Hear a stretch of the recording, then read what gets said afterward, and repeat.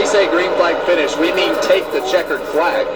You don't just take the white flag, you have to take the checkered flag or the race is not over.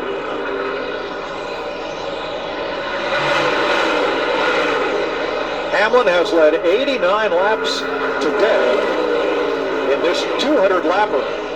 But Briscoe has not allowed him to get away and build a margin. But then he got off that bottom. He moved off the bottom, and now he's able to capitalize on that. Found him a 10th right there. Got that pad back. And you see Briscoe right there going into turn one. He actually moved up higher than I have seen him run yet. Right at the top of the black, going into turn one, which we've seen a lot of these cars drive straight in, use that banking to slow him down, diamond that corner. Last lap down here in turn one, he was all the way at the top of the black, just trying to stay out of that dirty air. Back down a little bit, shoots up the racetrack this time, but he's got to go through that wake of the 11 car when he does it that way.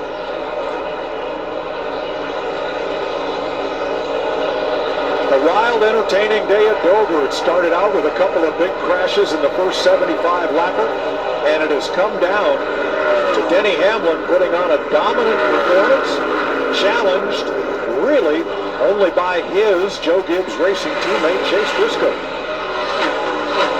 Yeah, and we've just, so many of those contenders got wiped out early in the day. It really narrowed down who was going to be in contention to win this race. Tyler Reddick, having the power steering issue, kind of took another that third car out of this mix as we got towards the end of the race. But we knew that Denny Hamlin was going to be one of the cars to beat today. And that's why we all picked him in the pre-race show, because of his history here, the things that he's done over the last two seasons and the start of this season. To be able to really dominate at Dover was something that we thought he could do.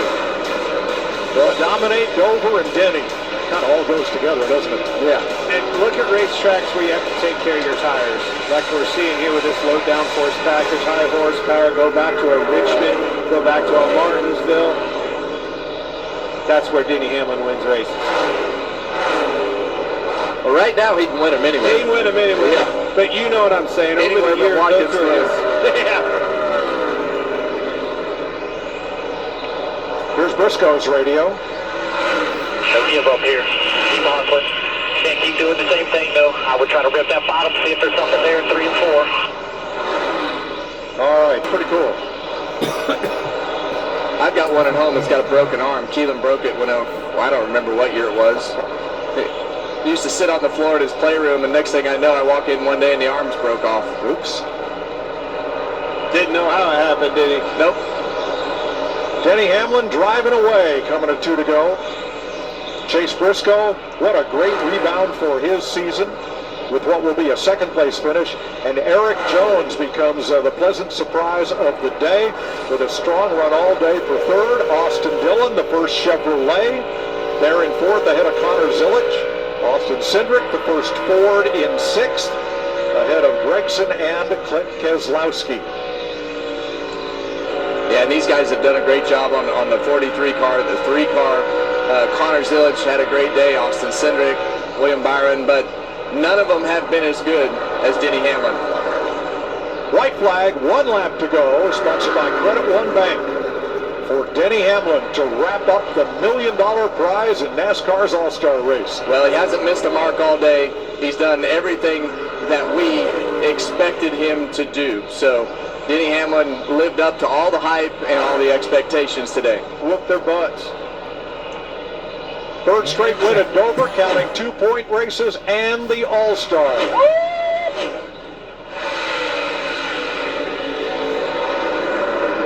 That's what $1 million feels like. No, there's nothing better than $1 million. Winning the All-Star, winning any race, but coming to the All-Star race, winning all that money, you see the enthusiasm out of the team up there, and you can really sense just how much it means to these team guys to be able to put their names in that record book as All-Star race winners. Coach Gibbs to lead the post-race prayer for Chris Gale and crew. Dominate, team.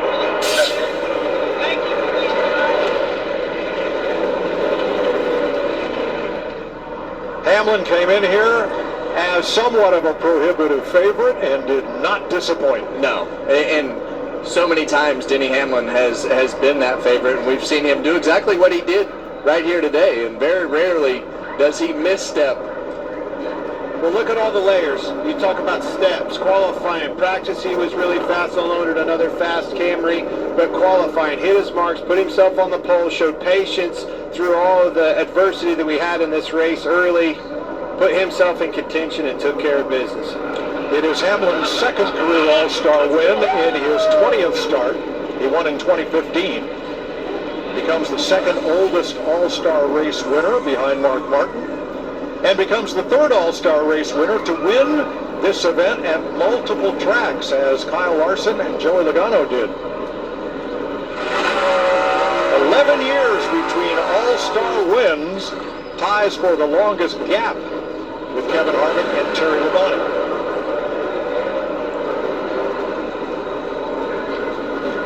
It's also a hard place to do a burnout.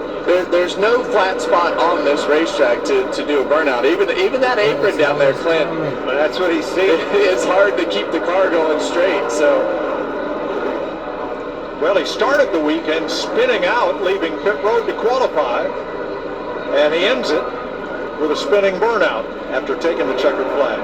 He's got a long ways to come around here. He started this burnout in turn 2 and tried to get it all the way around to the front stretch. As good a job as he did saving them tires, I bet it makes it.